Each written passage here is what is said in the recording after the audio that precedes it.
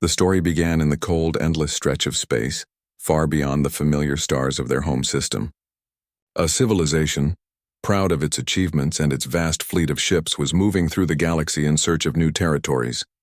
These beings were not like humans. They had long ago perfected technologies that allowed them to travel across light years, communicate across solar systems, and manipulate energy in ways that could easily bend the laws of nature, as other species knew them. Their minds were sharp and their ambitions sharper. For them, the universe was a map waiting to be claimed, and nothing could stand in their way. But even the most confident can be warned. As their fleet approached a cluster of planets unlike any they had seen, a message arrived from a coalition of older civilizations. Some so ancient, they were almost legends among the stars. The warning was simple, yet it carried weight heavier than any weapon. Do not enter this region. Life here is unpredictable and dangerous. Leave now, or face consequences you cannot imagine. Within the command halls of their largest ship, the warning sparked curiosity and debate. Some officers studied the stars with care, tracing patterns in the energy fluctuations and magnetic fields that surrounded the system. They noticed anomalies that seemed almost alive, as if the planets themselves were aware of their presence. One officer, whose role was to study foreign worlds, whispered that perhaps the warning was not a bluff. Perhaps the danger was real, but the leaders of the fleet were unmoved. Arrogance, it seemed, was a universal trait. The leaders dismissed the message with laughter, comparing it to the tales of primitive civilizations resisting progress. They believed nothing in this sector could match their technology or intelligence. Their plans moved forward not with caution but with certainty. They would claim the resources of the planets, establish outposts, and expand their empire further. In their minds, the warning was nothing but superstition meant to scare the weak. The journey continued, and the fleet moved with precision, entering the outer edges of the system. It was here that scouts were sent first, small vessels capable of slipping past planetary defenses without detection. They glided past the rings of gas giants, skimmed along the icy moons, and gathered data with careful sensors. At first, the planet seemed calm, almost welcoming.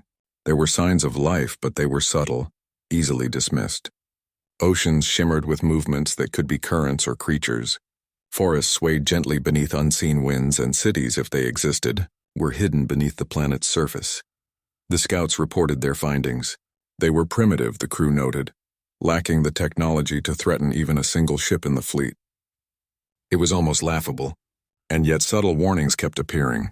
Electromagnetic pulses disrupted the scans for mere moments. Solar winds acted unpredictably, and sometimes a planet would seem to shift slightly in its orbit. The officers joked about these things, calling them anomalies, but a few scientists and engineers felt unease they could not explain. Even among the crew, whispers spread.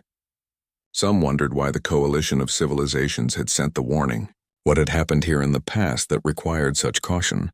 Those questions went unanswered, as curiosity was quickly silenced by orders from the top. The leadership demanded action, not reflection. They wanted to land, to explore, and to claim the region without delay. Soon the first landing teams were assembled. These were specialized groups equipped with tools to study, harvest, and manipulate the environment. Their ships descended toward the largest planet, a world covered in blue oceans and green lands, its atmosphere rich and inviting. As the landing crafts moved closer, the crew inside noticed a strange sensation, something they could not measure or define. It was not fear, but a tugging, a pull that made them hesitate. A few crew members mentioned feeling watched, as if the planet itself was aware of their presence.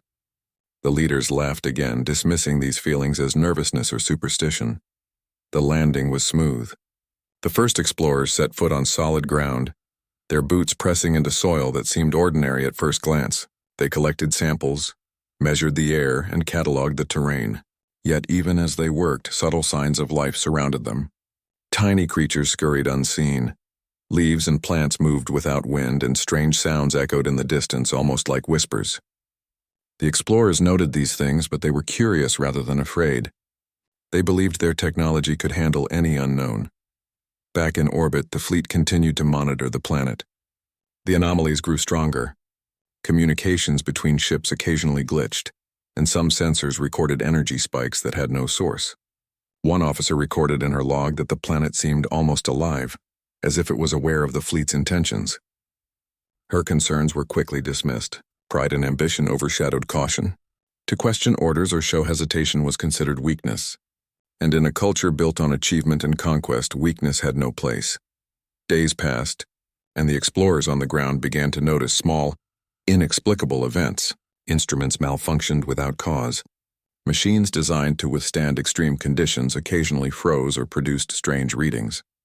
The soil seemed to resist certain tools, the water reacted unpredictably, and creatures that should have fled curiosity instead observed silently from a distance. Some crew members began to feel that the planet was testing them, challenging their arrogance without ever revealing itself directly. Warnings from within the fleet increased. A few brave officers sent messages back to the leaders, urging caution and recalling the ancient warning.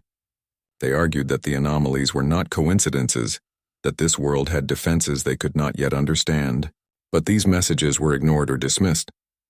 The leadership believed in their invincibility. They laughed at the warnings, confident that the planet could be overcome with technology and determination. Meanwhile, tension grew among the explorers. Some quietly questioned whether their mission was wise, while others clung to the belief that nothing could stop them. The planet, in response, seemed to prepare. The winds shifted, storms gathered without warning, and electromagnetic fields fluctuated more wildly. Satellites and orbiters experienced interference, sometimes disappearing briefly before reappearing intact. It was as if the planet was alive and watching, waiting to see how these intruders would respond. By the end of the first week, the arrogance of the fleet began to clash with the subtle signs of resistance. While the leaders remained confident, the crew on the ground could no longer ignore the strange events. Every sensor, every instrument, every step taken felt like a dialogue with the planet. The explorers realized that the warnings were not threats, they were truths.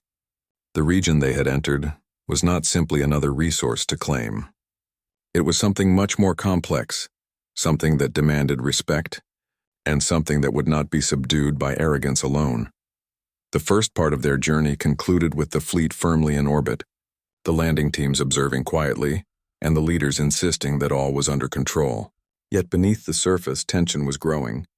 The planet's defenses had not yet revealed themselves fully, and the explorers were beginning to understand that their confidence could be their undoing. The warning had been clear, but human-like pride among the aliens had blinded them to its seriousness.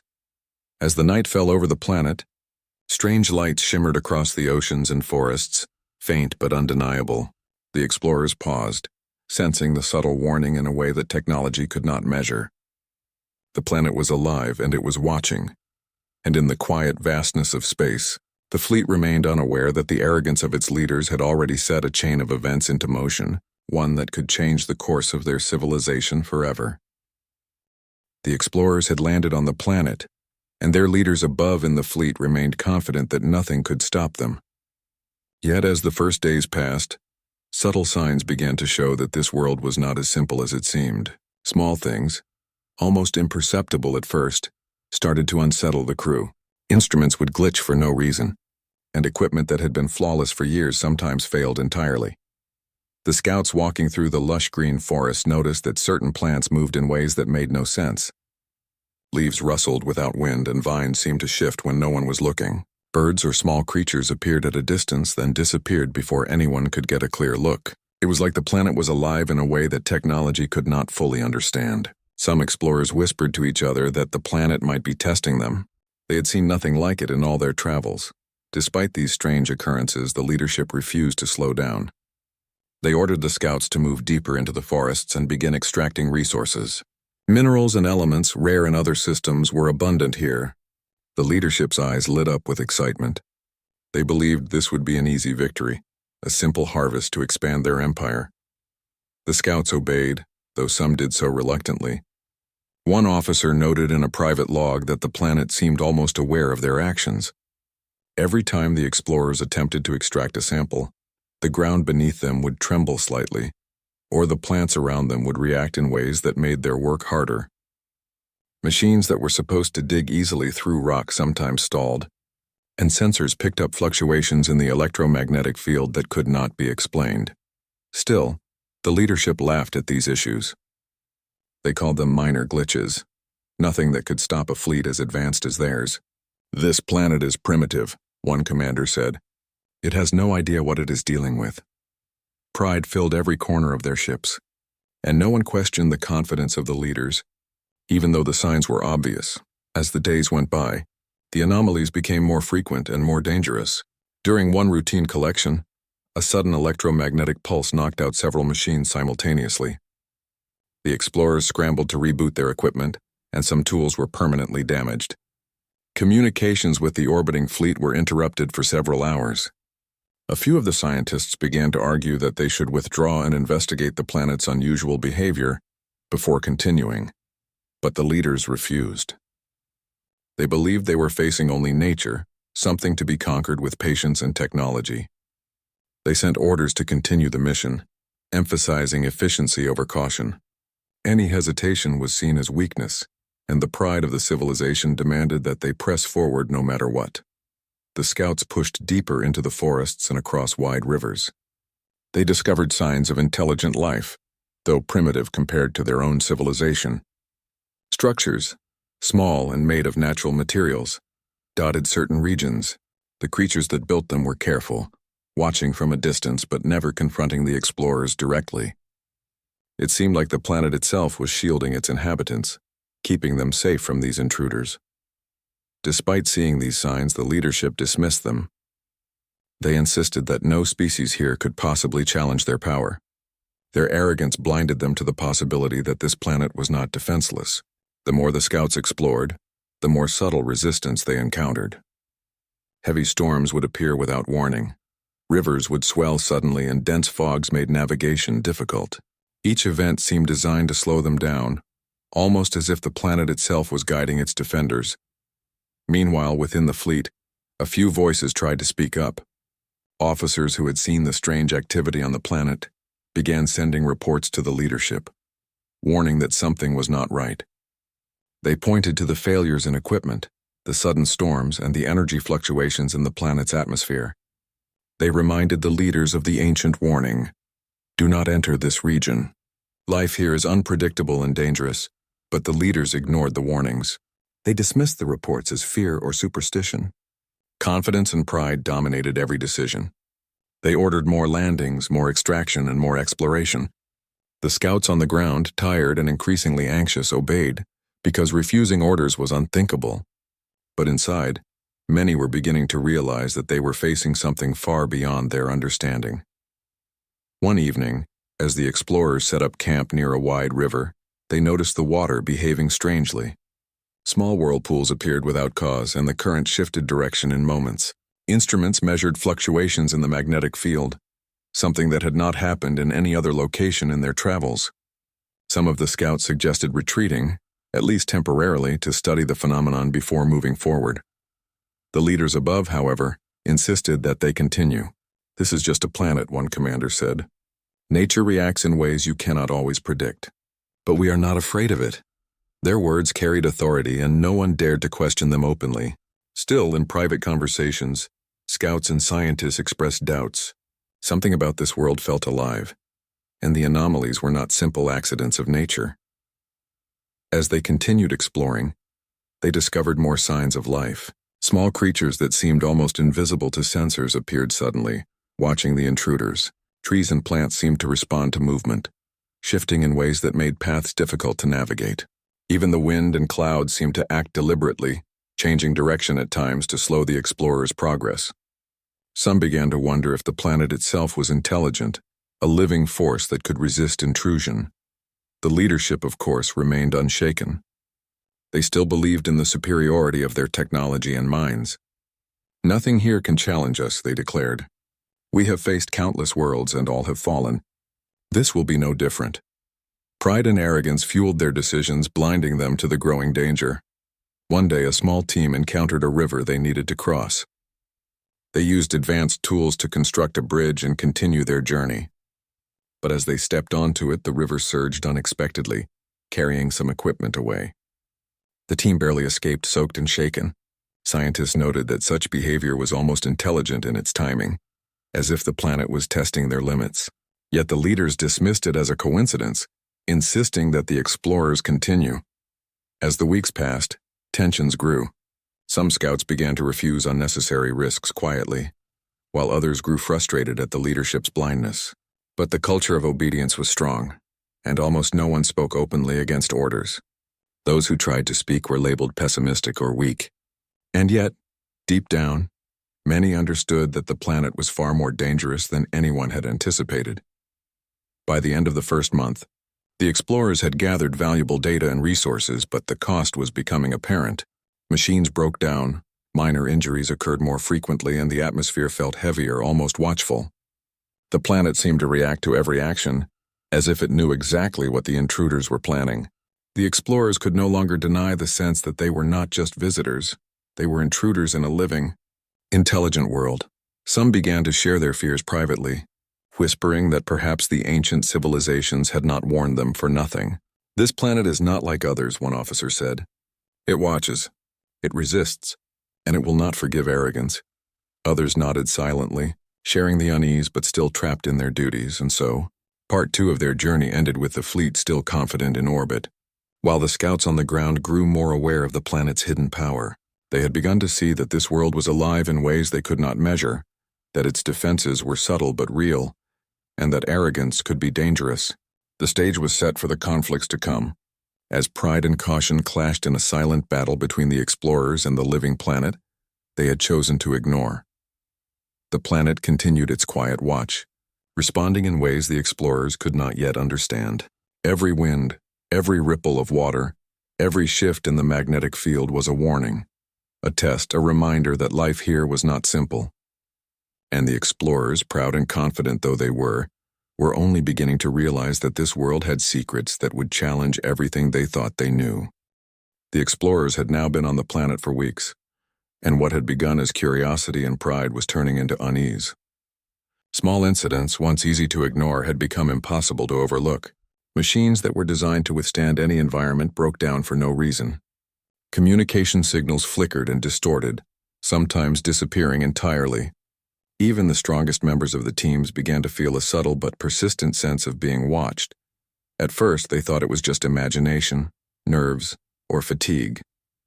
But as days passed, the evidence became undeniable. The planet itself seemed to resist their presence in ways they could not explain. Rivers would suddenly rise, forests would close in tightly around their paths, and winds would shift violently without warning. The explorers realized that they were no longer merely walking across land. They were moving through a living, conscious force that was aware of their every action. Despite the signs, the leadership in orbit refused to believe there was any danger. They sent repeated messages demanding updates and progress, ignoring the growing list of incidents and anomalies. "This is a planet like any other," the commanders insisted. "Its systems are nothing we cannot handle. Focus on the mission." The arrogance of these words only heightened the tension among the scouts on the ground. They knew that if they followed blindly, they were inviting disaster. Some of the scouts began to speak quietly among themselves, sharing observations and theories.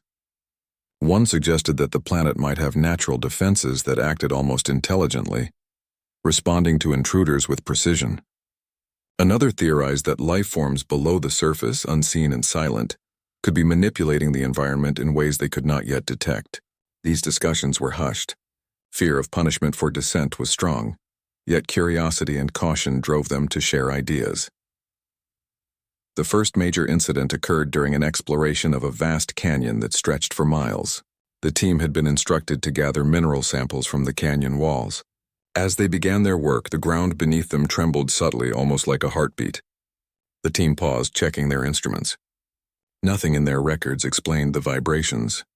Suddenly, a gust of wind, stronger than anything in their training simulations, swept through the canyon, knocking over equipment and throwing some explorers off balance. The team struggled to regain control, but every attempt seemed countered by the environment. Rocks that should have been stable shifted and fell, and water from the nearby river surged unexpectedly. It became clear that the planet was responding to their presence, testing their abilities and patience. The explorers realized that this was no ordinary world. The anomalies were not random, they were deliberate. The planet was alive, and it was defending itself. When the team reported back to the fleet, the leaders brushed it off as bad luck or overreaction.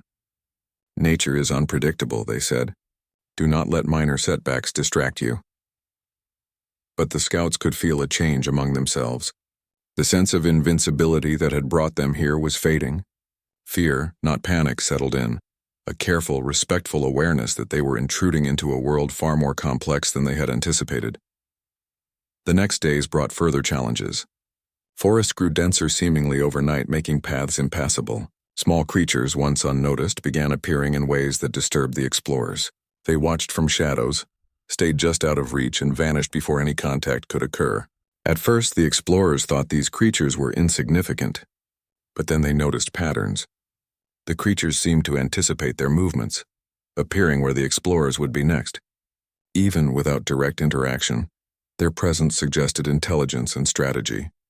The explorers began documenting every anomaly. Scientists argued that the planet was acting as a single organism, with all its life forms working together to protect its core systems. They noted that magnetic disturbances, fluctuating temperatures, and sudden storms all occurred near areas where the explorers tried to extract resources. It was as if the planet was learning from them, adapting, responding with precision. Even with these observations, the leadership above remained unmoved. No world has ever resisted us like this, one officer admitted privately. But resistance is temporary. We are stronger, smarter, and more advanced. This planet is just another challenge. The scouts on the ground, however, could feel the planet's growing force. Every day it became more apparent that their tools and strategies were not enough. They were struggling against something far greater than what they had faced in any previous mission. One evening, as the explorers camped near a mountain range, the planet's defenses escalated. Electrical storms appeared on the horizon without warning, striking with precision near their equipment and forcing the team to take cover. Rivers overflowed rapidly, washing away supplies and forcing them to abandon their work for the night. The storm did not harm them directly, but the message was clear. They were intruders, and the planet was not willing to yield. Some of the explorers began to question openly why their leadership had ignored the warnings from the ancient coalition. They told us not to come here, one scout said. They knew something we cannot yet understand, and now we are paying the price for arrogance. Another replied that questioning orders was dangerous, but silently, many felt the same way. Pride and obedience had brought them here, but wisdom and caution were what they now needed to survive. In the following days, the planet's defenses became even more sophisticated. Plants released pollen that temporarily disabled certain instruments. Small earthquakes shifted terrain near the explorers' base camps. Magnetic anomalies interfered with communications, isolating teams from each other. Every attempt to advance was met with resistance, and the scouts began to understand that this was not a simple planet. They were facing a world that had evolved strategies for survival and defense over countless millennia.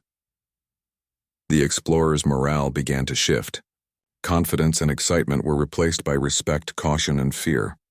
They still carried out their mission, but each step was weighed carefully and each decision was questioned.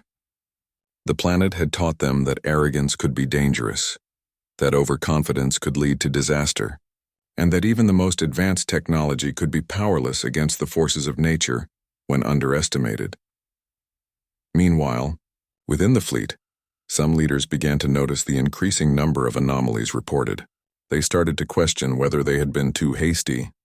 Private meetings were held, and some officers suggested that perhaps the planet should be observed from a distance rather than invaded. But pride remained strong. To admit that a world they considered primitive was capable of resisting them was unthinkable. Plans to escalate the mission continued. On the ground, the scouts faced their toughest challenge yet. A wide canyon had to be crossed, and every known path was blocked by sudden rock slides, shifting terrain, and swirling winds. Their equipment, damaged by previous anomalies, struggled to keep up. For the first time, the explorers felt the limits of their technology. They realized that brute force and advanced tools were not enough to overcome a world that acted with intelligence of its own. Despite all these challenges, they persevered. They began to document patterns in the planet's behavior, noting when storms would strike, how rivers would change course, and where vegetation would obstruct their paths. Slowly, a strategy emerged, not one of domination, but one of observation and adaptation.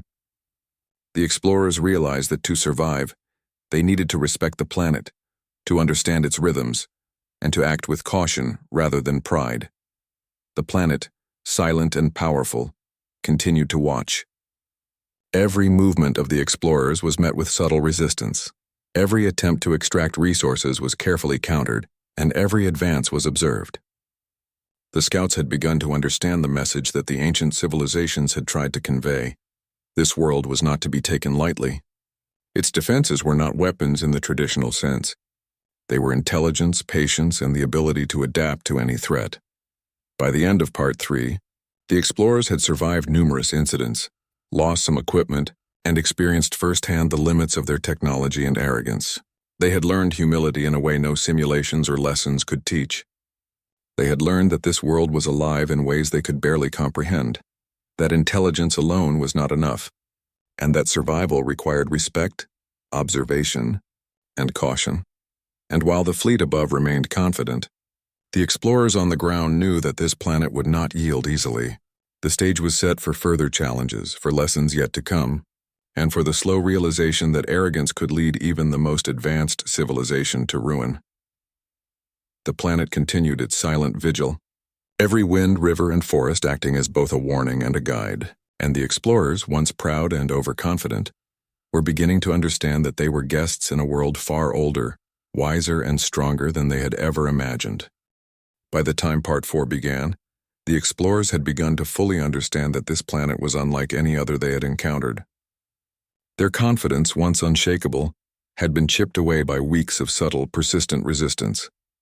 Every attempt to advance, every effort to gather resources, had been met with careful opposition. And now the planet's defenses were no longer subtle. They were escalating, deliberate, and impossible to ignore. It started slowly, almost imperceptibly. The skies darkened with storms that arrived without warning. Thunder boomed in patterns that seemed almost intentional, striking areas near their equipment but never harming the explorers directly. Rivers swelled with sudden force, washing away bridges, supplies, and in some cases vehicles. The explorers had begun to realize that this world did not need conventional weapons. It could defend itself in ways that were invisible to the untrained eye. The scouts on the ground moved cautiously, but even the most careful plans were disrupted.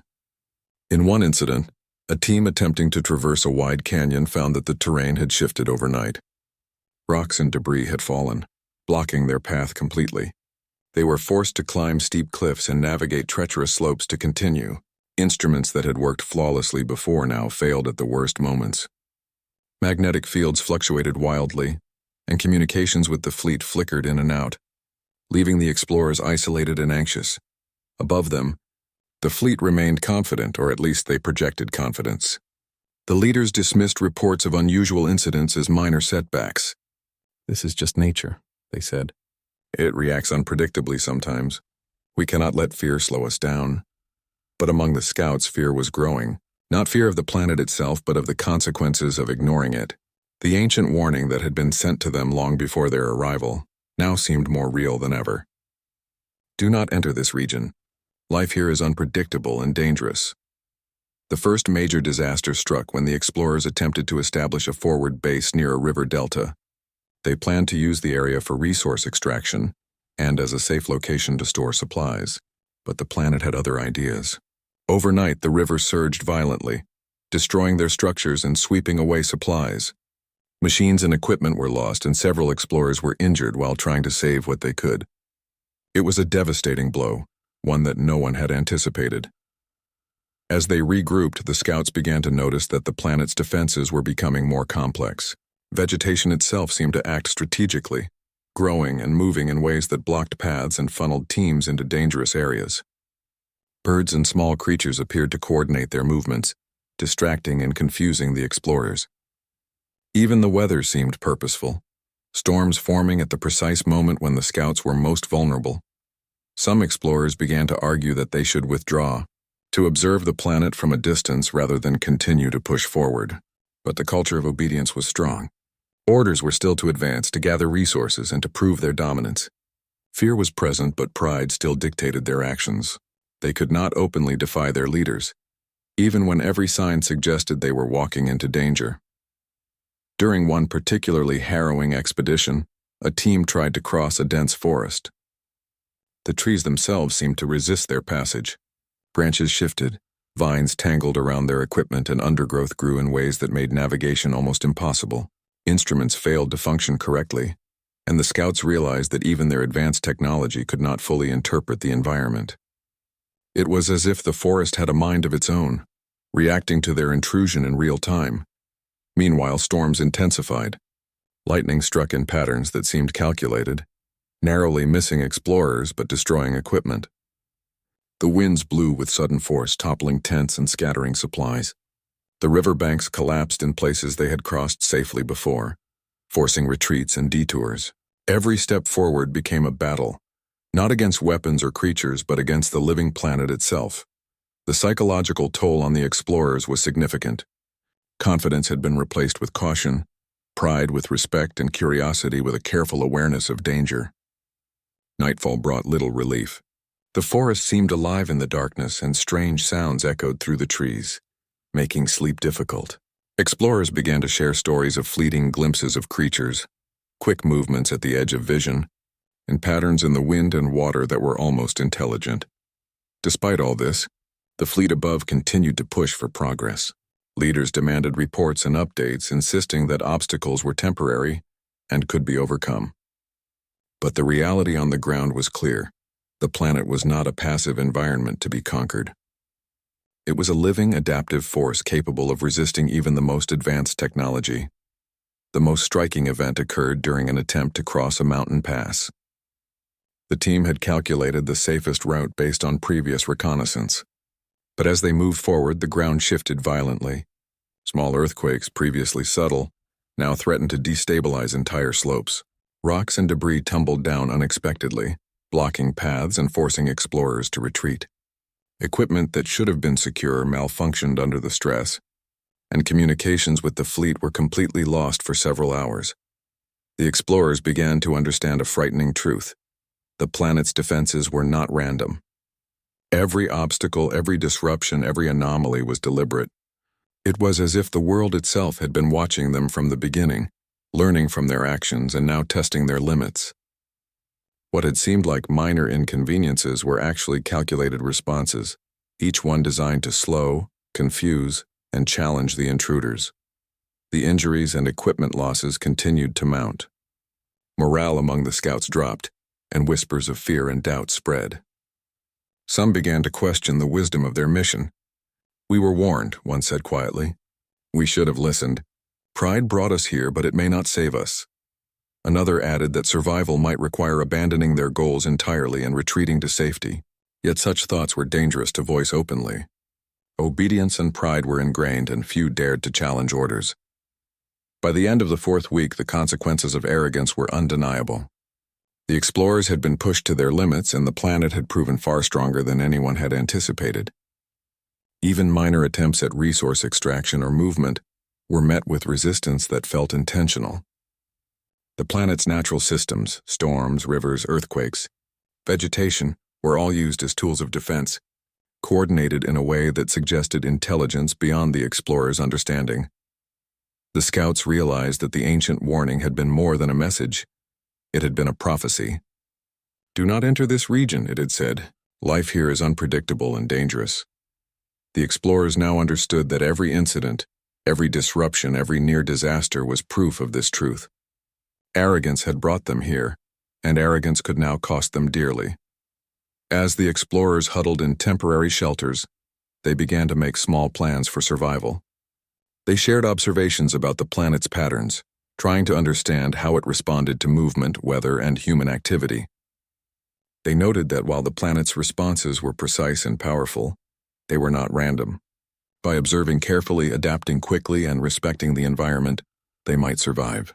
But it was clear that continuing with the same pride and recklessness as before would be fatal. Above them, the fleet continued to push orders, unaware of just how dire the situation had become. Confidence still ruled the command halls, but the reality on the ground was starkly different. The explorers had been forced to abandon some missions entirely, retreat from areas they had thought secure, and accept that technology alone could not overcome the planet's defenses. Pride had led them into danger. Humility and observation might be their only path forward. By the end of Part 4, the explorers were exhausted, battered, and more aware than ever of the planet's power. Equipment was damaged, supplies were low, and the psychological toll was high. Yet through all the adversity, they had learned crucial lessons. The planet's defenses were real, adaptive, and deliberate. They had learned that arrogance could blind even the most advanced beings, that intelligence alone was not enough to conquer life, and that survival depended on respect, observation, and careful planning. The stage was now set for the final confrontations. The planet's defenses had escalated beyond subtlety into real danger. The explorers understood that any misstep could be catastrophic, and that their fate now depended as much on humility and adaptability as on technology or strategy. And as the storms raged and rivers surged, the planet's silent message became clear. It would not yield easily, and the consequences of arrogance would be absolute. By the time Part 5 began, the explorers had learned the hard truth. This planet was not to be conquered. Weeks of subtle resistance had escalated into real, unavoidable danger. The storms, rivers, earthquakes, and strange movements of life on the planet had made it clear that pride and technology alone would not succeed. The ancient warning that had been ignored now loomed like a shadow over every action they took. Do not enter this region. Life here is unpredictable and dangerous. The explorers were exhausted. Their equipment was damaged, supplies were dwindling, and morale was low. The leadership above remained confident, or at least they appeared so. But the reality on the ground was very different. Teams had been forced to retreat multiple times, and injuries, though not yet fatal, had shaken everyone's resolve. The planet had made it clear that it could not be subdued, and every attempt to push forward only brought more challenges. One morning, as the scouts gathered to plan their day, they noticed the sky beginning to darken unusually early. Clouds swirled and winds rose, forming a storm that seemed almost alive. The trees bent and shifted as if bowing to the wind while guiding paths that would challenge the explorers. Streams swelled and waterfalls roared, blocking safe passage. The scouts realized that the planet's forces were converging. This was no ordinary storm. It was a culmination of all the subtle warnings that had come before. The team worked carefully, trying to navigate the terrain without drawing the planet's attention unnecessarily. Yet every step forward brought a new obstacle. Loose rocks tumbled from cliffs above. Vines and roots seemed to entangle their equipment. Even the air itself seemed to resist, carrying moisture and pressure that interfered with instruments. The explorers began to understand that the planet was defending itself in ways far beyond simple natural reactions. It was as if the world had a consciousness, one that could sense arrogance and respond accordingly. The first major encounter of the day occurred near a wide river that had previously been calm. As the team approached to cross, the water surged violently, spilling over the banks and threatening to wash away everything in its path. Some explorers barely managed to anchor themselves to trees and rocks. Equipment and supplies were lost in the rushing water. The team was forced to retreat, realizing that brute force or technology could not overcome the planet's will. Above them, the fleet was still unaware of the full scope of the danger. Orders were sent for faster progress, for more aggressive resource collection. But the explorers on the ground knew that following these orders would be suicidal. Pride and protocol were no longer enough. Survival required humility, patience, and careful observation of the planet's movements. As they regrouped, the scouts began to strategize. They observed patterns in the storms, the rivers, and the vegetation. They noticed that the planet's responses were not chaotic. They were deliberate. It seemed to predict their actions, reacting almost intelligently. By watching and adapting rather than forcing progress, the explorers realized they might survive. Yet even with careful planning, danger was ever present. Later that day, a team attempting to climb a steep cliff faced another challenge. Rocks loosened beneath their feet and small tremors shook the ground. Equipment faltered and some explorers slipped narrowly, their lives saved only by quick thinking and teamwork. It was clear that the planet's defenses were adaptive. Every obstacle was designed not to destroy immediately, but to teach caution, patience, and respect. Despite all these challenges, some members of the fleet continued to insist that they could dominate the planet. "We are advanced," a leader declared. "No world has ever resisted us for long. We only need persistence." But persistence alone, the explorers knew, would lead to disaster. The planet was not just resisting, they were learning, responding, and adapting. Technology without understanding was useless here. By evening, the explorers had moved to a safer location, a high plateau overlooking a vast valley. From there, they could see the patterns of the planet's defenses. Storms raged in the distance, rivers carved new paths, and the forests shifted subtly, almost like living walls. The team finally began to grasp the full scale of what they faced. They had underestimated this world, and their arrogance had brought them to the brink of disaster. As night fell, the explorers reflected on the lessons they had learned. Humility had become essential. Observation had replaced blind action. They had learned that even the most advanced technology was powerless against a world that acted with intelligence, patience, and foresight. For the first time, many of them considered retreat, not as defeat but as wisdom. In the following days, the planet's defenses escalated further. Small earthquakes destabilized paths, rivers changed course unpredictably, and winds carried debris that could knock explorers off balance. The scouts realized that the planet's power was overwhelming but not malicious. It was protection, not attack. The world was safeguarding its life forms and systems against intrusion, and it did so with precision and intelligence that far exceeded the explorers' expectations. Eventually, the explorers had no choice but to report their situation honestly to the fleet. They explained that continuing the mission as planned would be catastrophic. They had lost equipment, faced constant danger, and realized that the planet could not be subdued with technology or force. For the first time, some leaders listened. They began to understand that this world was not just a collection of resources. It was alive, aware, and capable of defending itself. A decision was made. The fleet would withdraw. Orders were given to cease aggressive exploration and to retreat to safe orbit. The explorers on the ground worked carefully to return to their ships, avoiding unnecessary risks and respecting the planet's responses.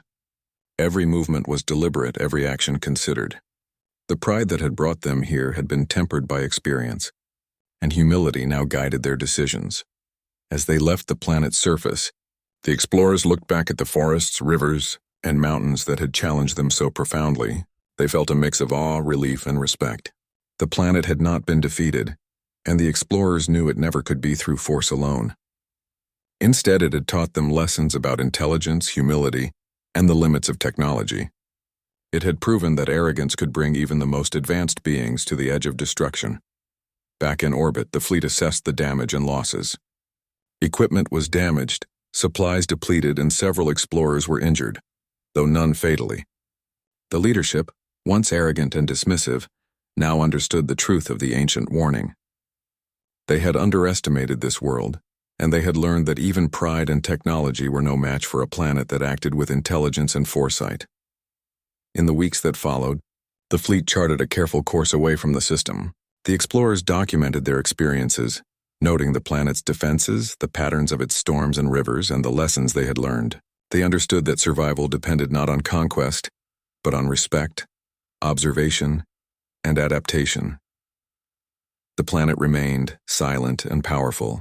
Its forests, rivers, and storms continued to move as they always had, a living force that had defended itself without cruelty. Life thrived, largely unaware of the near intrusion by a civilization that had thought itself invincible. The explorers carried the memory of the planet's defenses with them, a permanent reminder that intelligence and technology alone were not enough to dominate life. The ancient warning, once dismissed, now held new meaning. The explorers recorded it carefully for future generations. Do not enter this region. Life here is unpredictable and dangerous. They understood that arrogance could blind even the most advanced beings, and that respect, patience, and observation were essential in the face of life that acted with intelligence and purpose. In the end, the planet had not only survived, it had taught a lesson.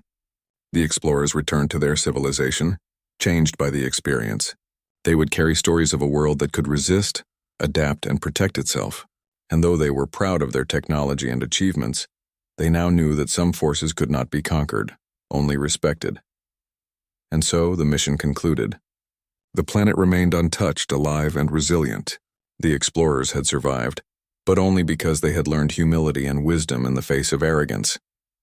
The consequences of ignoring warnings had been clear, and the lessons were permanent. Intelligence alone was not enough, and the living planet would continue its silent watch, a reminder to all who might one day enter its region.